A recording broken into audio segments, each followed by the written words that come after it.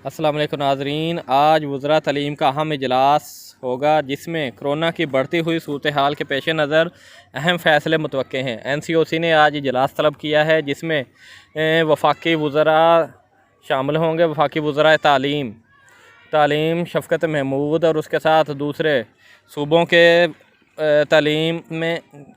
तालीम के जो वज़ीर हैं वो भी शामिल होंगे। तो इस पर फ़ैसला किया जाएगा कि आया कि अब जो तालीमी अदारा हैं इनके बारे में क्या फ़ैसला किया जाए।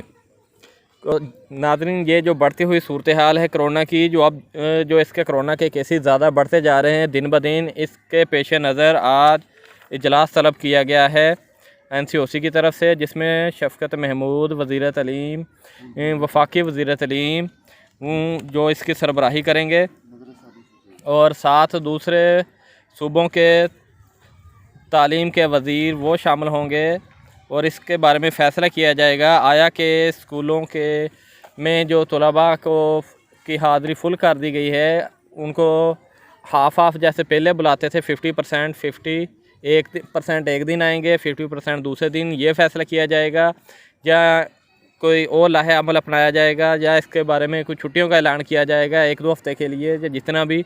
तो ये सारे फ़ैसले आज होंगे नाज़रीन।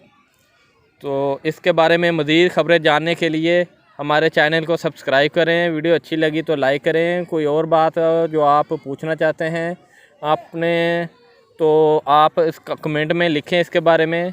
बहुत बहुत शुक्रिया।